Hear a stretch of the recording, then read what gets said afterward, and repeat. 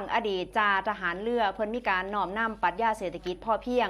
มาปลูกองุ่นสร้างรายได้เสริมให้กับครอบครัวพร้อมกับแนะนำผู้ที่อยากจะสร้างอาชีพเลี้ยงตัวเองและก็ครอบครัวนั่นเองค่ะเดี๋ยวพาคุณผู้ชมไปเบิ่งบรรยากาศกันนะคะพาคุณผู้ชมไปที่สวนองุ่นสมหมายการ์เด้นของจ่าเอกสมหมายผู้เจริญเพิ่นมีอายุอยู่62 ปีค่ะก็ถือว่าเกษียณอายุราชการแล้วอาศัยอยู่ที่บ้านโพ้นสูงหมู่ที่4ตำบลหมื่นไหวอำเภอเมืองจังหวัดนครราชสีมา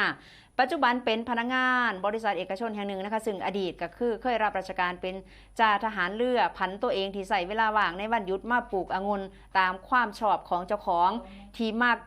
กินองุ่นมาโดนแล้วนะคะสวนองุ่นมองนี้ก็เป็นพื้นที่การเกษตรชายขอบเมืองซึ่งก็ตั้งอยู่ที่บ้านโพ้นสูงและก็อยู่ในเส้นทางการท่องเที่ยวเชิงนิเวศนั่นเองนะคะโดยเพื่อนได้มีการน้อมนำปรัชญาเศรษฐกิจพอเพียงมาใส่ในชีวิตประจำวันในพื้นที่จำนวน3งานเนื้อที่ทั้งเบิดกว่า1 ไร่โดยใส่งบลงทุนไป50,000 บาทต่อโรงเรือนซึ่งก็ล่องผิดล่องถึกมาอยู่หลายเทื่อกะไปหาความรู้เอามาปลูกนะคะองุ่นจากอินเทอร์เน็ตและก็ประสบผลสำเร็จนั่นเองค่ะครับปัจจุบันเนี่ยครับผมมีโรงเรือนต้นองุ่นอยู่จำนวน4โรงเรือนร่วมกว่า40สายพันธุ์มากกว่า100ต้นโดยเปิดโอกาสให้บรรดาผู้คนที่สอบในลูกองุ่นเดินทางมาเขาซิมและก็ซื้อกลับบ้านได้นะครับรวมทั้งได้พากันมาถ่ายรูปก็ได้ครับสร้างความประทับใจให้แก่ผู้ที่ชื่นชอบโดยปลูกมาแล้วนะครับ5 ปีให้ผลผลิตปีละ2 เทื่อ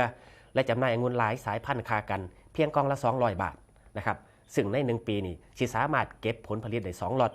ร่วมรายได้ประมาณ 3-50,000 บาทต่อรุ่น